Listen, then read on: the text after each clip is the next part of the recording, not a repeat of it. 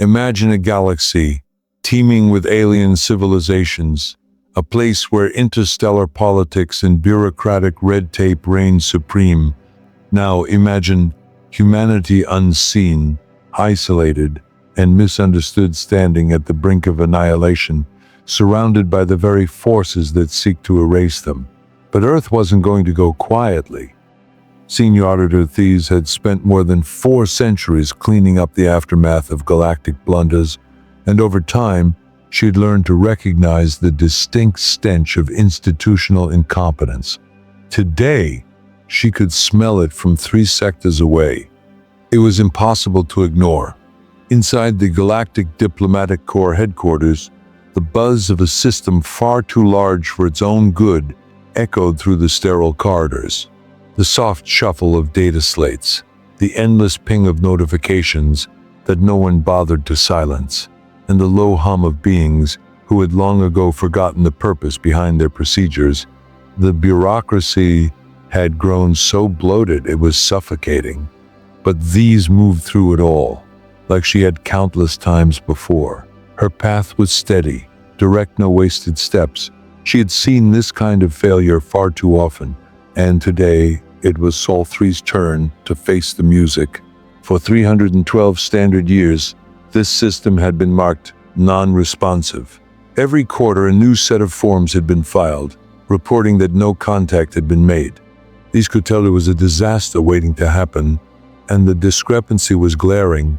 She stepped into the office of Keller, the file manager. His domain was a maze of old data slates, piled high, untouched for centuries. He'd claimed this corner of the bureaucracy as his own, and the chaos reflected it. Physical slates teetered dangerously, and outdated holographic displays flickered, showing priority ratings that hadn't been updated since the 3rd expansion wave. It was a mess that had never been cleaned up. Keller himself sat hunched over his desk, tendrils shaking, buried in layers of old paperwork. The subtle tremor in his primary appendage told Thies everything she needed to know. "Senior Auditor Thies," Keller said, his voice laced with the hollow tone of someone who knew their career was about to implode. "How may the Department of Frontier Communications assist your investigation?" She didn't waste time. "System Sol 3. 3 centuries of non-response. Initial contact was successful." Explain the discrepancy. Keller froze, his tendrils stiffened. "Sol 3. Yes, of course. I've been using these coordinates for centuries. They must be correct." Thies wasn't buying it. With a few quick taps on her interface, she pulled up the transmission logs and cross-referenced them with the stellar cartography database. The cold truth was right in front of her. "Your communications have been transmitted to the KE Nebula. Empty space. No stellar bodies within 50 light-years of the target coordinates." Keller's face drained of color. His tendrils fell limp, draped over the edge of his desk like dead vines. That can't be right," he stammered, his voice barely above a whisper. "The original survey data must be wrong." Thies knew better. "Stellar coordinates indicate Sol 3 is 53 light-years from your transmission target. Every diplomatic communication for 3 centuries has been sent to empty space." The air in the room seemed to suck out of him. The quiet hiss of his breathing apparatus was the only sound as he flailed, tendrils wrapping around each other in panic. The kind of panic she'd seen destroy too many careers over the years. I need to verify Form 23 Gamma documentation procedures," Keller said, scrambling to his feet so quickly that a fresh avalanche of paperwork tumbled to the floor. "There may be supplementary filing requirements that need review." And then, like a creature escaping a fire, Keller fled from the office, leaving Thies alone with the monumental failure he had just uncovered. 3 centuries of perfectly documented, yet completely misguided, failure. With grim determination, she began searching through the files, knowing the real problem was just beginning to unfold. Meanwhile, deep beneath the Colorado Rockies, Dr. Kaya Anand sat in a secure facility, surrounded by humming computer arrays that processed alien transmissions intercepted from across the galaxy. The walls around her were lined with screens displaying waveform analyses, linguistic models, and translation algorithms. For 2 decades, these screens had been her life's work, piecing together fragments of the galaxy's hidden truths from the wreckage that had drifted into Earth's Oort cloud. The debris field had been humanity's first real sign that the galaxy wasn't just empty. It wasn't just waiting for them, it was dangerous. The twisted, scorched metal of alien ships showed clear signs of having been torn apart by forces humanity barely understood, forces that had reduced fleets to drifting wrecks. One thing was clear: interstellar civilization was anything but peaceful. The galaxy was a place of power struggles, where entire fleets could be wiped out without a second thought. Dr. Annan and her team had spent their years reverse engineering what remained of those alien transmissions. They weren't just about the ships that had been destroyed, they were about everything the aliens had said in passing. They were trying to understand their enemies' motives, their weaknesses, and their true plans. The most recent intercepts were nothing short of terrifying. For the first time, they had successfully translated high-level military communications. What they uncovered made Annan's stomach turn. Earth wasn't just on the aliens' radar, they had been planning around it for decades. There were references to territorial adjustments, resource reallocations, and containment strategies that consistently mentioned Earth's star system. The communications were chilling. The aliens weren't just aware of humanity, they had already devised a strategy to neutralize Earth. The final blow came when evacuation plans specifically mentioned Earth's solar system. Humanity wasn't just isolated, they were marked for extermination. The aliens were already preparing a final solution. Annan leaned back in her chair, staring at the probability models her team had generated. All the data pointed to the same conclusion. Humanity had less than 5 years before the aliens would move to active measures. And once they did, the overwhelming force they'd bring would leave no room for resistance. The timeline was closing fast, and Annan knew one thing for certain: humanity had to act, and fast. She began drafting her monthly briefing for the Earth Defense Council, the words as cold as the data behind them. The message was simple, direct: accelerate the fleet construction project. The alternatives were grim but clear. Earth's industrial capacity was already stretched to its limits, but without a fleet they had no chance, and without a chance they would be wiped out. Her report ended with one clear recommendation: complete the fleet ahead of schedule and prepare for immediate deployment. Humanity's survival was now dependent on being ready to fight a war they couldn't afford to lose. Every ship, every soldier, every piece of industrial infrastructure had been built with that truth in mind. Admiral Threy stood at the observation deck aboard the orbital command station, gazing out at the construction yards below. Through the reinforced transparent aluminum, she watched humanity's desperate response to the alien threat taking shape. The sight was always bittersweet, a symbol of humanity's remarkable resilience, but also a painful reminder of how close they had come to extinction. The fleet being built below wasn't just a technological marvel, it was a monument to the idea that civilization could rise from the ashes of annihilation. 50 years of preparation had transformed Earth from a single-world civilization to an industrial colossus, but the cost had been staggering. The cities were suffocated by a thick brown haze, the air heavy with the residue of relentless manufacturing. Skyscrapers and atmospheric processors now loomed over the landscape, casting long, oppressive shadows. The oceans, once vibrant and blue, were poisoned by the acidic byproducts of deep-sea mining.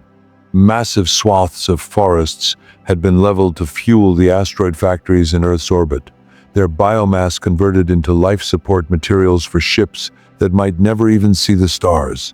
Freedom had become a luxury. The Emergency Defense Acts had curtailed personal rights for the greater good of survival. Whole generations had grown up under wartime rationing, their childhood spent in the shadow of mandatory service and the grim reality that they might never grow old. Ree, the Admiral, could barely remember the blue skies of her childhood.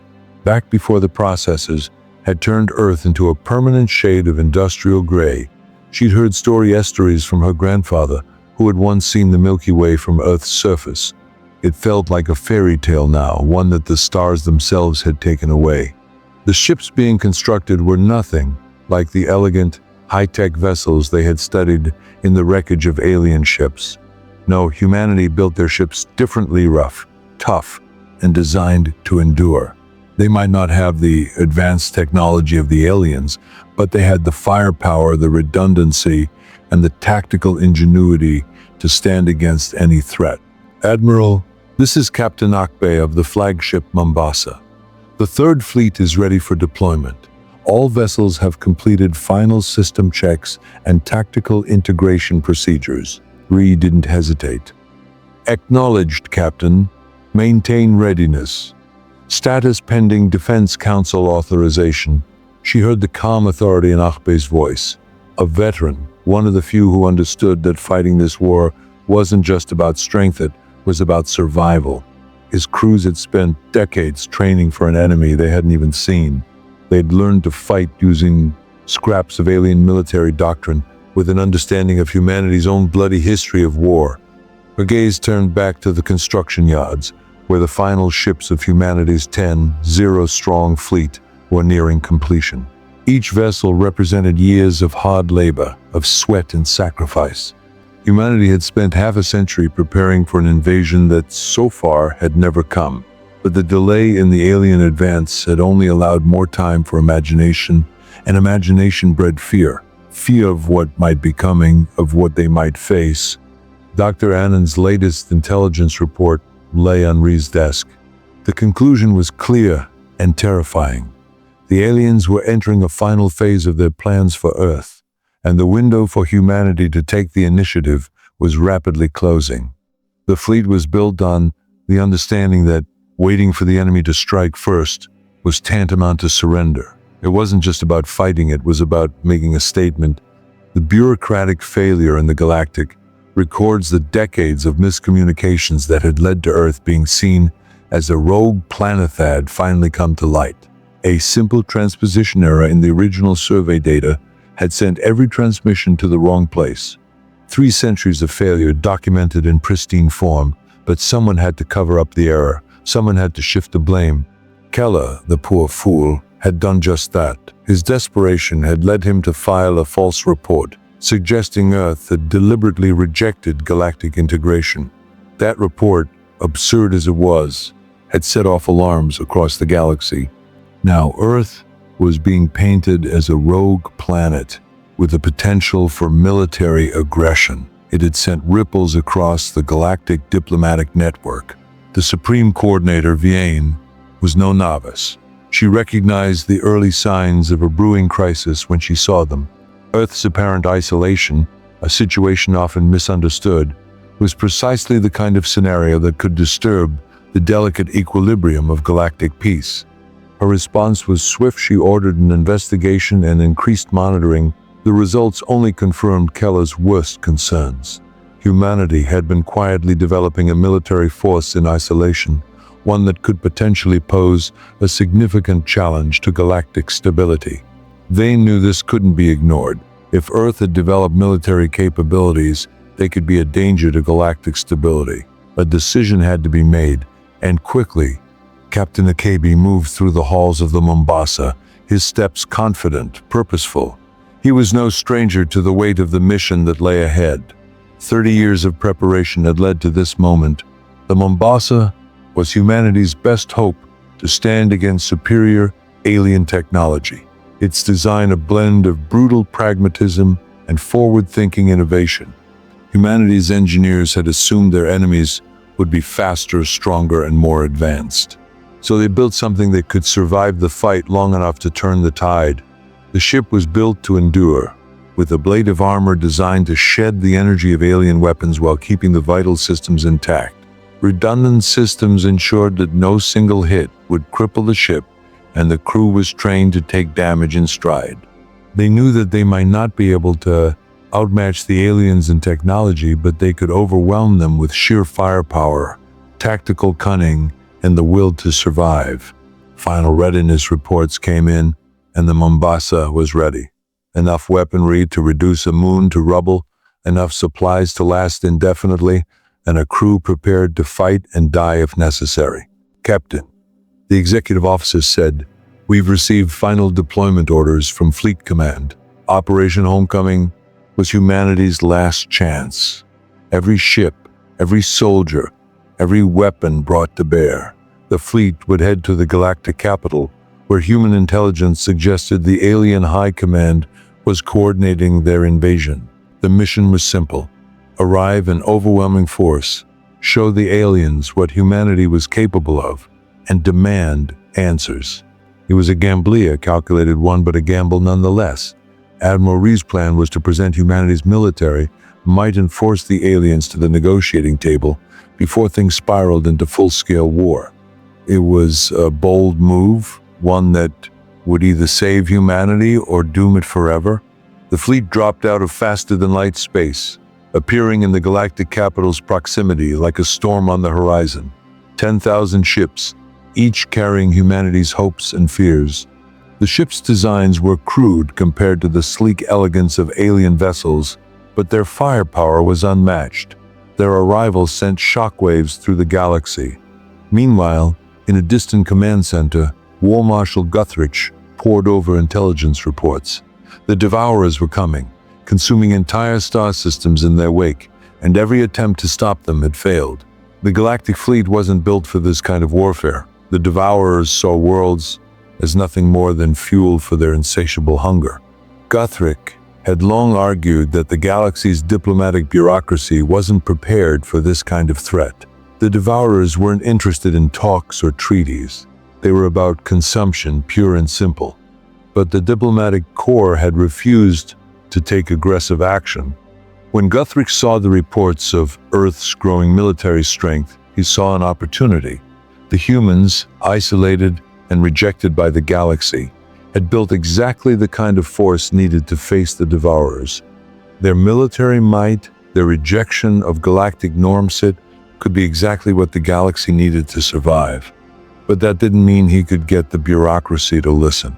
And it didn't mean that the arrival of humanity's fleet would be the solution the galaxy needed.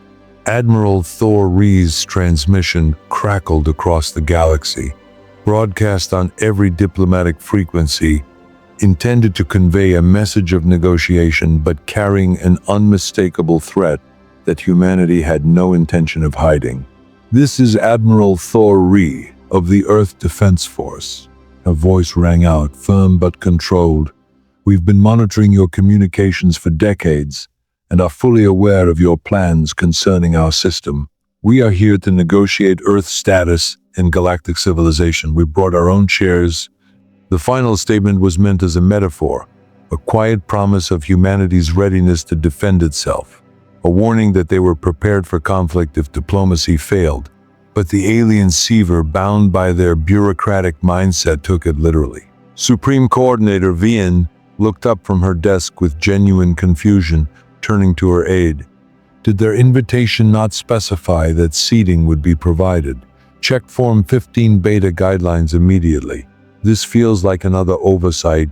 First we send them to the wrong system, and now they think we don't provide proper accommodations?"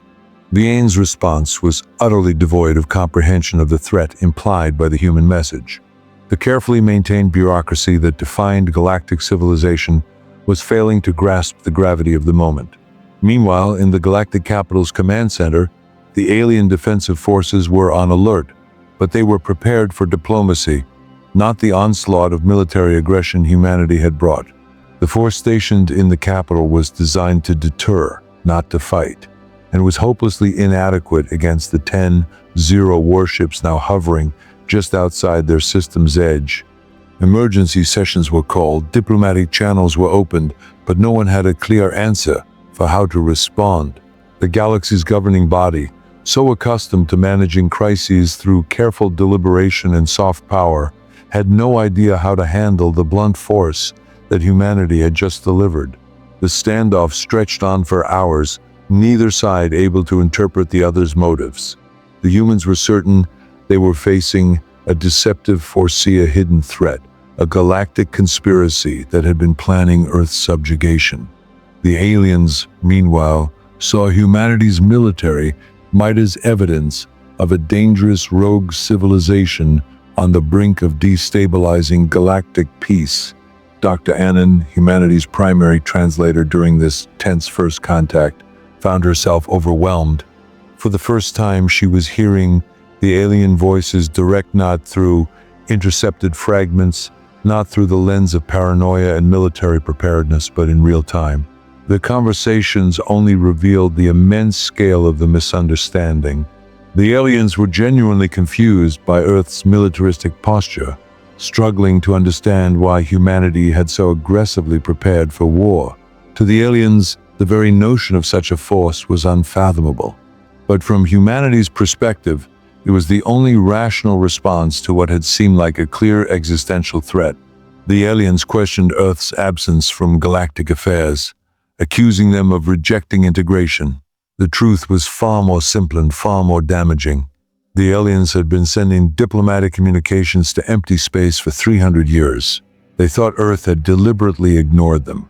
But in reality, the humans had never even received those transmissions.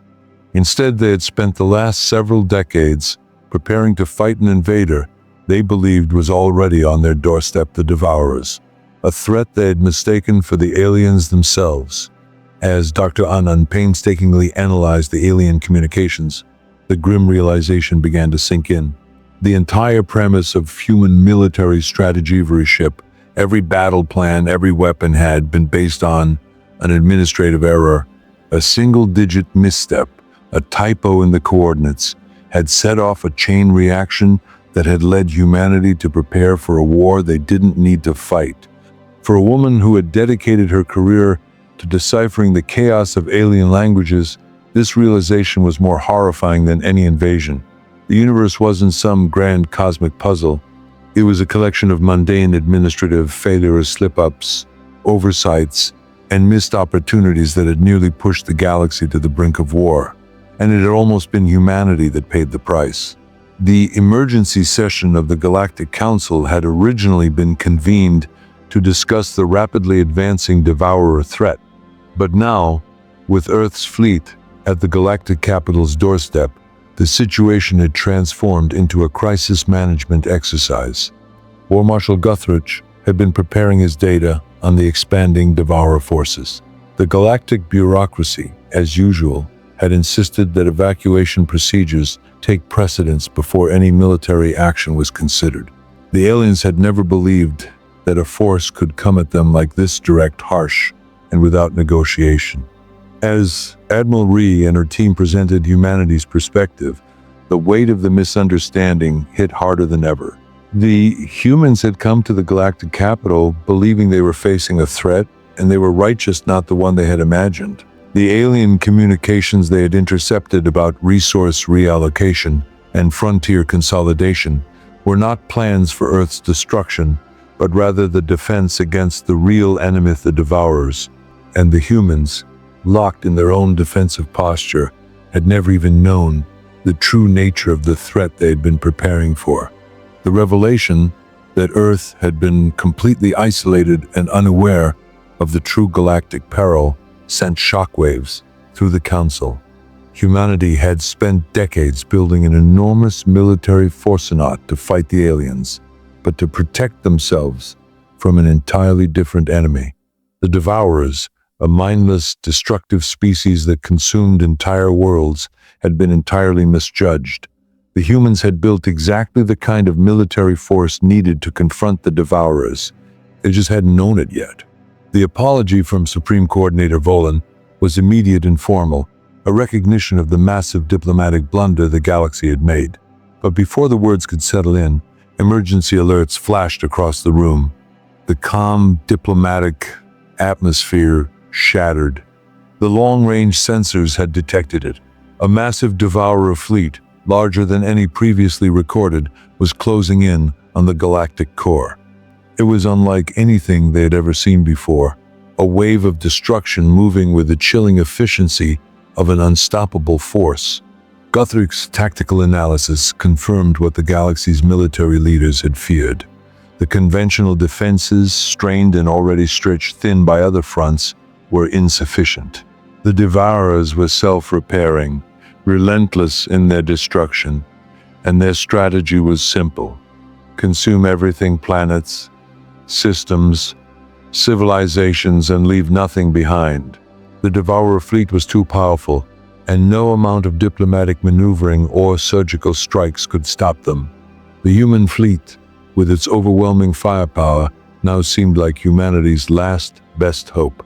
The tactics they had honed for years, the willingness to sacrifice ships, soldiers, and resources for the greater strategic objective, were exactly what was needed to combat the Devourers. Admiral Ree and War Marshal Guthridge, in an unlikely alliance, developed a joint strategy. The human fleet would engage the Devourers directly, acting as the spearhead in a coordinated galactic assault, while the alien forces would provide support, evacuating endangered systems and reinforcing the human charge. It was a strategy that horrified many in the galactic ranks. Human tactics were fundamentally different. They saw their soldiers and ships as expendable, a mentality that went against everything the galaxy had believed about warfare. But the humans didn't fight wars for glory. They fought them to win. The combined human galactic fleet met the Devourer incursion in the vast, unforgiving void of interstellar space, in a battle that would decide whether galactic civilization would survive or be consumed by the mindless hunger of the Devourers. To the Devourers, it was just another harvest, a routine job for the mechanical-like warships, designed to break down entire systems into their base components. But for humanity, this was the reckoning, the moment to prove that they would not bow to extinction. Human ships, built for aggression, took damage that would have shattered fleets more elegantly designed, but they kept fighting, tearing into the Devourer ships with the ferocity of a species that had learned long ago to never surrender. The EDF battleship Mombasa, flagship of Earth's war effort, led the assault, its crew locked in the grim determination of a civilization that had prepared for nothing but annihilation. Under Captain Abi's command, the Mombasa was a force of nature, absorbing blows meant to tear it apart, its ablative armor shedding the energy weapons hits as its internal systems stubbornly pressed on, keeping the ship operational. Admiral Ree commanded the battle from her flagship, her mind moving faster than the galaxy itself as she issued orders with ruthless clarity. Every decision was a calculation: which ships to sacrifice, which objectives to prioritize, and which lives were acceptable to lose in the name of victory. The human crews fought with the desperation of survivors, of a species that had lived in fear of extinction for so long, they no longer hesitated to risk everything for a chance at survival. Their alien allies, meanwhile, struggled to grasp the human mentality, their culture too entrenched in preservation to understand that sometimes lives had to be spent to win. When the Mombasa took catastrophic damage, losing its propulsion and weapons systems, Captain Abe made a decision that sent shockwaves through the fleet. He ordered the crew to evacuate, then manually piloted the stricken ship directly into the heart of a Devourer's harvesting vessel. The collision caused a cataclysmic explosion that ruptured the enemy's self-repair systems for the first time, proving to the galaxy that the Devourers were not invincible. In an instant, one human ship, doomed by its own commander, eliminated a far superior foe. The alien commanders watched in stunned disbelief as Captain Abe, sacrificing his ship and nearly his own life, executed what could only be described as a masterstroke of cold tactical genius. When the Mombasa's escape pods were finally located, the rescue crew found Abe calmly running diagnostics on his pod's life support systems. His first question upon being rescued? A quiet demand for a fleet-wide damage report.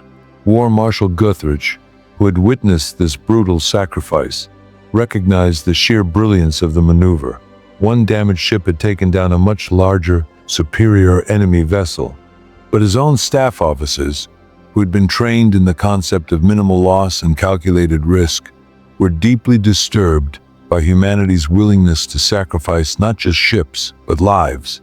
In the galaxy's view, this was barbaric, but in the war to defeat the Devourers, it was necessary. As the battle raged on, humanity's brutal aggressive warfare clashed with the more cautious strategies of the galactic forces. For the aliens, victory depended on their ability to overcome their own reluctance to accept the high costs of war. For humanity, the stakes were clear: survive at any cost.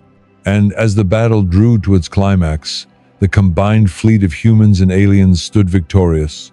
The Devourer fleet shattered, scattered across 7 light-years of space, a cloud of debris that would never threaten the galaxy again. The victory came at a price. Half the human fleet was either destroyed or severely damaged, and the casualties among the galactic forces were similarly staggering. But the battle proved one undeniable truth: the Devourers could be defeated, but only through the kind of brutal, aggressive warfare humanity had pioneered. And that, the galaxy realized, was something no one else could have achieved alone. Admiral Ree stood on the bridge of her damaged flagship, staring out into the aftermath. The battle was over, but the war was far from won. Humanity had earned its place in the galactic community, but it had done so through blood and sacrifice. The cost of the victory etched deep into every starship, every surviving soldier. In the days that followed, the alien commanders reluctantly, but truthfully acknowledged that their peaceful diplomatic approach to conflict would have been wholly insufficient against the Devourer threat. They had underestimated the kind of warfare the galaxy would need to wage to survive. War Marshal Guthridge began preparing for the next phase of the campaign, outlining the long, grinding effort to wipe out the remaining Devourer strongholds scattered throughout the galaxy. The victory had transformed both humanity and the galactic community. The galaxy had been forced to accept that some threats required a response that contradicted their core values. And humanity, for its part, had learned that their aggressive doctrines were most effective when paired with galactic intelligence and resources. It was a new kind of partnership, one forged in the heat of battle. Earth was formally welcomed into the galactic fold, no longer isolated, but now a key player in the ongoing defense against the Devourers. The bureaucratic era that had started it, all the mistake that nearly led to interstellar war, was laid bare for the public to see. It was an embarrassing chapter in galactic history, but one that would lead to meaningful reforms. The diplomatic corps was overhauled, and redundant communication frameworks were put in place to prevent another such disaster. Kelleth, whose role in the initial cover-up had caused so much tension, faced investigation. Yet his knowledge of frontier communications made him invaluable in creating the proper channels for contact with potentially isolated civilizations. Dr. Annan, whose linguistic expertise had untangled the misunderstanding that nearly tore the galaxy apart, took the lead in establishing new communication protocols. The effort was tireless, ensuring that humanity would never again be caught in a web of misinterpretation. Earth's first diplomatic mission to the galactic capital, following proper procedures, marked a new era of cooperation. A year after the battle, Admiral Ree, now a high-ranking officer in the newly formed Galactic Defense Forces, stood at the front of a new kind of human delegation built on cooperation, not suspicion. As she greeted the latest Earth diplomatic mission to the galactic capital, her dry humor cut through the tension that still lingered. "Welcome to the galactic capital," she said, gesturing to the guest facilities. "The chairs are provided this time." Her words, though laced with humor, carried a weight of responsibility. Humanity had come a long way from an isolated world on the edge of galactic oblivion to a crucial player in the defense of galactic civilization. The war was not over, and the threats were far from gone. But humanity had proven itself, not through diplomacy alone, but through its willingness to fight and sacrifice when necessary. As Earth's flag flew proudly alongside those of other galactic civilizations, humanity's place in the stars was assured, and the lesson was clear. Sometimes the greatest threats to civilization don't come from enemies, but from failures to communicate. And sometimes the most unlikely alliances are born from the most catastrophic misunderstandings.